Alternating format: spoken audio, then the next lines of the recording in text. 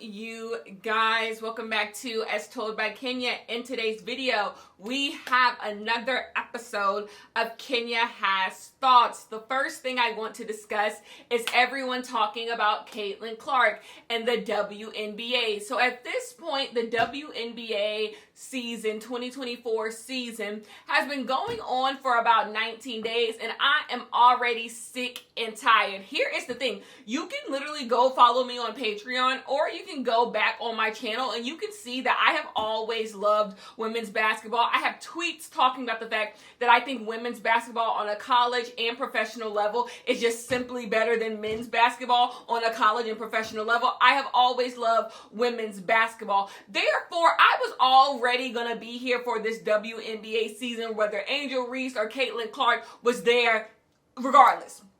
But y'all are already pissing me off. We are only 20 days in and I'm already pissed off. I'm tired of the discourse. I'm tired of the conversation. I'm tired of the talking heads. I'm tired of the podcast. I'm tired of all of it because it's all just senseless and stupid. And I can directly correlate the way y'all are acting about the WNBA and why all sports is so terrible right now. Like, I think the conversation, sports media and sports fans are so freaking abysmal, and it bleeds into why these sports are abysmal. Nobody is having interesting conversations about anything across all the sports. Either number one, everybody is a gambling fucking addict. Everybody is a gambling addict. Everybody is talking about their parlays. Everybody is just talking about a bunch of bullshit. Y'all need to get some damn help. So already the sports conversation sucks. And then two, everybody cares about like ridiculous things that don't have anything to do with the sport. And so we're not talking about the skill, the craft, the game plays, the this. Y'all over here asking if Luka should say the N-word if he win the championship. Like, being unserious. Like, literally being unserious. Like I said, there's a time and a place for jokey jokes in sports. That's what makes it fun. But can we talk about the actual craft? Can we talk about the actual skill? And can we stop the fucking bullshit? So let's get into Caitlin Clark, baby. So, since Caitlin Clark made her WNBA debut, baby, they've been on her ass, as they are to all rookies, throughout all sports. Throughout all sports, rookies are going to get the blues. And so Caitlin Clark has been getting the blues. And quickly, the conversation turned into these broke, bitter hoes are jealous of Caitlin Clark. These broke, bitter hoes need to be happy that Caitlin Clark is, helping them and getting them on private planes. And I am just going to say this, and I don't give a damn what you think about it. Misogynoir. Let's discuss the misogynoir in all of this. There is a specific group of people who are championing Caitlin Clark simply because they hate black women. Simply because they hate black women and they don't like the way black women act. They don't like the way black women talk. They don't like the way black women be feeling themselves. They don't like anything about black women. And they are using Caitlin Clark to try to humble black women. But the real insidious thing is that they're getting their misogynoir off on these black WNBA players. So they're calling them broke, bitter bitches. They're calling them aggressive. Y'all need to be thankful. Y'all need to be happy. Y'all so mean. And it's just, this is already their thoughts about black women. But now they found an avenue where they can get it out and not be seen as like you're just talking shit about black women out of nowhere. They're clenching their teeth onto something so fickle, and they're getting all their misogynoir out. And it doesn't help that they're doing this behind a white woman. Now, I will always say, I do not front on Caitlin Clark's game, and I don't front what Caitlin Clark has been able to do, her pop culture impact and her impact on the game. But I do want to say this idea that Angel Reese owes something to Caitlin Clark. People, I don't think, understand how everything came to be. Caitlin Clark was already balling in the college basketball. She was already balling, and people who cared about college basketball, women's basketball, knew who Caitlin Clark was, obviously. But like, on a wide range, people did not start caring about Caitlin Clark like everybody until that LSU championship game where her and Angel Reese was jawing back and forth. So I do not like this idea that Caitlin Clark came to LSU and they was playing against each other, and that's when people figured out who Angel Reese was. That is not how that happened. They were jawing back and forth. Angel Reese doing the ring thing. That is what got people paying attention to them. That is what got this whole rivalry thing started. It was both. So don't sit up here and sit here and act like y'all just gave a damn about Caitlin Clark all 2 seasons ago. Y'all just didn't. Y'all simply just did. I watch college basketball. I watch college women's basketball. Now, if you watch college women's basketball, you know Caitlin Clark hit that shit from half court. But if the rest of y'all was not watching like that until the LSU versus Iowa championship game 2 years ago. Really, just a year ago. But you get what I'm saying. That is when y'all started. So don't sit here and say Angel Reese just owes everything to Caitlin Clark. That is, once again, y'all just feeding into misogynoir. The next thing that is so coded, this idea that they just slapping Caitlin Clark up and she can't, Caitlin Clark is fine. Caitlin Clark is fine. She gets back up from them hits. And like, people hit hard in sports. That's the problem with the rest of these sports. Y'all have been so like desensitized by how bad professional basketball is and all that y'all forgot like some people are competitive. Y'all have forgotten that some people are competitive and some people like, you know, have rivalries. And so it's just like, it's not that serious. Like, y'all making something so serious. I'm not even gonna sit here and entertain the racist comments. The people who are just 100% sinking their teeth into something to get off their like racist takes. Like, that's what they're all the bad takes about Caitlin Clark and Angel Reese and everything that happened in Chicago and all of that stuff is just people getting off their racism, their misogynoir. They already feel this way about black women, and this is just another way to get that off, because the biggest thing is, if you actually watched other people other than Caitlin Clark, baby, everybody getting their head blown. Everybody is getting hit up. Everybody is getting hit, not just Caitlin Clark. Like, they are out there playing very, very physical, and it's not just Caitlin Clark. So if you just watched all of the girls, Angel Reese got fucking laid out the other night. Like, it doesn't, everybody is getting laid out. This is not something that is just happening to Caitlin Clark. And then the biggest thing is, okay, let's say the girls don't like Caitlin Clark. What's next? Like, why does everyone have to like everybody? Like, why does everyone have to get along? That's the problem with the rest of these sports. Nobody gives a goddamn. Let's say they don't like the girl. As long as they're literally not fucking trying to go to blows with her in the locker room or out back in a parking lot, like, does it matter? Does it simply matter?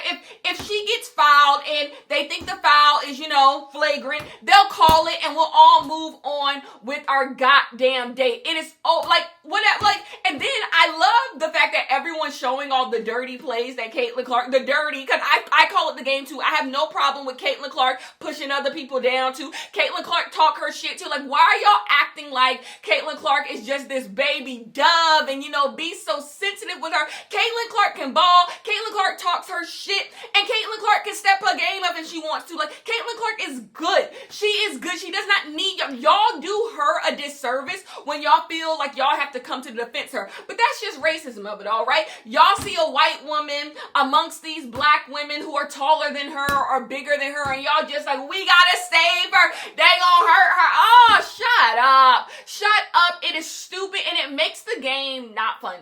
It makes the game not fun. There are literally referees out there to call when things are below the belt. And in sports, below the belt shit is gonna happen. Like, your tempers flare. It doesn't, like, it just happens. And you know what? You move on. Next thing, Angel Reese didn't make herself available for press after the Indiana and Chicago game. And people are upset about that. Fuck y'all. Y'all just wanted to be at Nanny Boo. Like, she a grown woman. She can do whatever the hell that she wants. I hate this thing, and y'all do this to Angel Reese and Angel Reese only. Y'all want to be nasty to her. And when she clocks it, then she's the villain. She's the villain when she clocks that y'all just want to sit here and talk shit about her and talk to her all goddamn day about Caitlin Clark. Like, oh my gosh, I think these people are fucking sick of hearing about Caitlin Clark all goddamn day. Can you blame them? Can you blame them? Oh my god, people who aren't even playing Caitlin Clark being asked about Caitlin Clark. But it's weird. This is just another thing on the internet of people just wanting to be nasty to black women. It just tells you the state of our culture, of the way people treat black women. Caitlin Clark is just the thing they are using to get that out. Y'all are whack. Y'all are losers. Y'all are gross. Y'all are weird. Get a life. I don't care. Y'all making the WNBA just so fucking weird. Like, from the very jump, even before a single tip, y'all was sitting there calling these girls broke bitches. Caitlin Clark changed these broke bitches' life. What are you doing?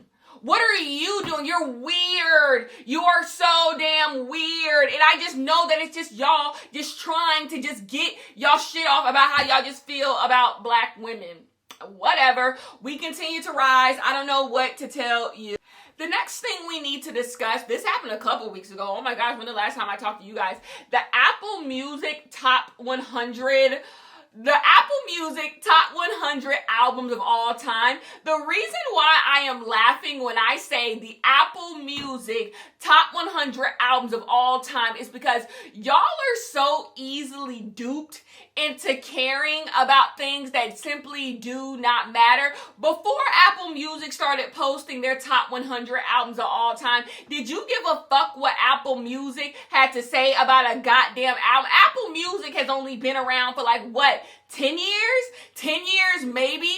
And like who's on the board of this Apple Music list? And then once you find out who's on the board of this, should I simply just care about their opinion because like they say it? Like, I just think this would get into a whole thing about like how y'all act online. I just think y'all are so easily, this is rich coming from me, but y'all are so easily riled up by things that just simply do not matter. And all it takes is just a crumb of like peeling back one single layer of the thing to be like, this is silly. And that's the Apple Music. Like, dude, let me say it again. The Apple Music Top 100 albums of all time being released on Twitter.com, now known as X, owned by Elon Musk. Tell me, is that serious? Tell me, is that serious? Tell me, is that something I should really care about? So like, the more they kept posting, the more, I feel like every single day people care more and more and more and more and more. And so like, they start announcing the albums. Some albums shouldn't even be here. Like, that's the thing. As a person who loves music, could I even tell you top 100? I ain't listened to that many albums in my life. I ain't that old. But like, let's say top 30. It would be so hard for me to give you a top 30 favorite albums of all time of mine. Like, just thinking about the way that like I perceive music now, like the way I listen to music today is not the same way I listened to music a decade ago. And also, I care more about craft these days. I care more about how things are produced, how things are mixed, how things are engineered. I care more about lyricism. I care more about skill now. Like, I just see things differently. And then also, I understand that some albums are products of their time. Like, I go back and I listen to an album from the 2000s and I'm just like, today I probably wouldn't like this album. If this album came out today, I wouldn't like it. But in that moment, this was everything to me. In that moment, with everything that was going on in my life, in pop culture, in the world, this album meant everything to me. And then on the flip side of that, there are albums I listen to from the 2000s and I listen to them now and I'm like, I did not fully appreciate this album when it came out. If this album came out today, oh, they would have the summer on lock. Pretty Ricky is one of those people. I love Late Night Special. Late Night Special by Pretty Ricky is one of my favorite. People love Blue Star and Juicy. Juicy is the best song on Blue Star. Rest in peace, Static Major. But anyway, back to the point. If Late Night Special came out today, oh, that shit would have the black community on lock, right? And it's just like, in that time, I feel like certain things we didn't fully appreciate them for what they were, because you always thought you were going to get more and more and more. But as talent, you know, quickly goes away, you're just like, oh, this shit was good, right? I say that to say it's just hard to really get this consensus of what would be the top albums of all time. So you just simply cannot care, because the people who are making this list are just always going to go by the things that are always on this list. So we get ourselves into the top 10.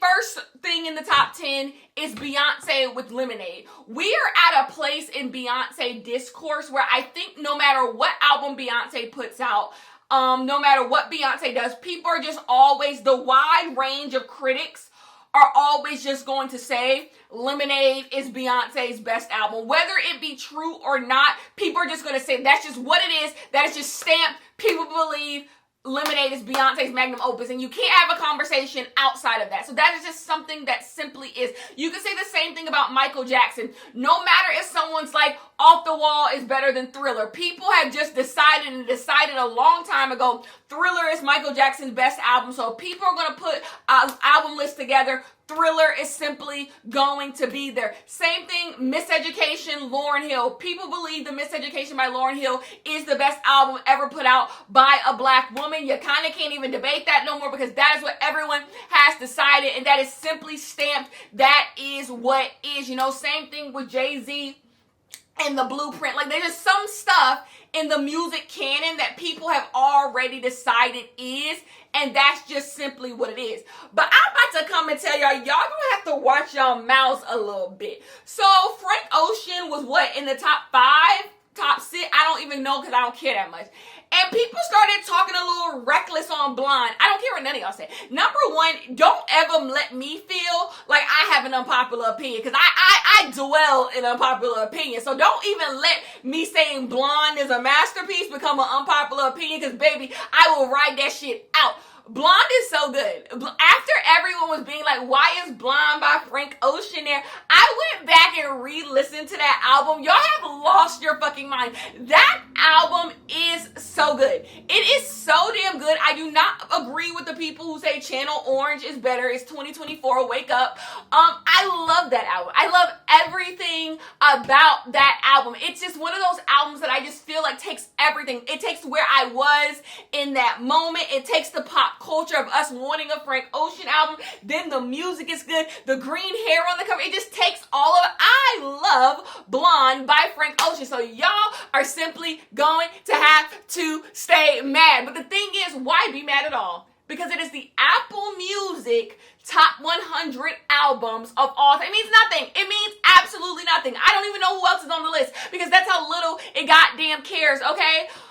Anyways, I just want to say that y'all end up caring about stuff far too much, and all of this stuff never really matters in the end. Next thing I want to talk about is Tinashe. I've been a nasty girl. I've been a nasty girl. Tinashe is pulling in 1 million streams a day for Nasty, and I just want to clap, clap, clap, clap, clap, clap, clap. I'm so happy for Tinashe. Tinashe having this moment, which hopefully is an era, is really a testament to sticking in there and like knowing that what you're doing is simply enough. Because here is the thing. There are a lot of people who I think their career should be at a different place. I don't think they're as successful as they should be. And every now and then there's an artist who I'm like, you should be doing X, Y, and Z. And then they start to, I think, believe all the naysayers. And they start to put out music that is 100% chasing a sound, put out music that's trying to chase a moment. And the thing is, it so rarely works. It so rarely works. And if it does work, it works for a moment. It works for a moment, and then they try to chase that moment again, and it never comes back. And it's just like, see, you sold your soul for 10 minutes of fame, right? And what I loved about Tinashe, and always have loved about Tinashe, and will continue to love about Tinashe, is that Tinashe never... She just kept getting better. Tinashe could have chased, you know, the sounds that were popular, the music that was popular. Tinashe can make R&B. Tinashe can make pop. Like, she could put out a whole bunch of records that sound like SZA, because SZA's the one that's jumping, right? But she never did that. Tinashe continued to be creative. She continued, to me, to put out some of the best music videos that I have seen in the past 10 years. And so I was always like, you're gonna get what you deserve, Tinashe. Like, it just always felt to me like Tinashe was gonna get what she deserved, whatever that may be, right? You know? she's going to get, like, she's going to see a good day. And so I'm so happy she has Nasty, and I'm so happy she's getting the stream, and I'm just so happy she's having these moments because she deserves it. Tinashe puts her head down. Tinashe is not mean to anybody. Tinashe she just does her work. She just does her work. You don't hear nobody saying she's stealing or copying, and even if people do say that, she don't give a shit. She just goes back in the stew and puts out something else. So I say that to say this. Go listen to the doll's music. Go listen to the doll's music. Go listen to her. Go watch her music videos. Oh my God. Watching Tinashe music videos is just a day well spent. Just open up your YouTube. You're already here. And go watch Tinashe music videos and get your life bouncing. Go watch the bouncing music video right the fuck now. Oh my gosh. You guys know I love me some Tinashe, and I am just so happy that she's having her moment. The last thing I want to discuss is The Sims 4. Yep, and you're probably like, Kenya, The Sims 4, that's what you want to discuss? Of course I do. So The Sims 4 put out an announcement. The Sims 4 said that they are going to be doing an overhaul. So many packs do not work. I'm talking expansion stuff. What's the other game? Stuff, game, expansion packs do not work. Some things in base game do not work. And they are going to do a complete overhaul to get everything to work, or to get certain things to work, and basically make the game run better because so many people have been complaining. Baby, I have not opened up my Sims game in 5 ever because, baby, my shit do not work. My stuff does not work, and it's the most random things in my game that be lagging for no damn reason, and I'm so annoyed because this is what I end up having to do.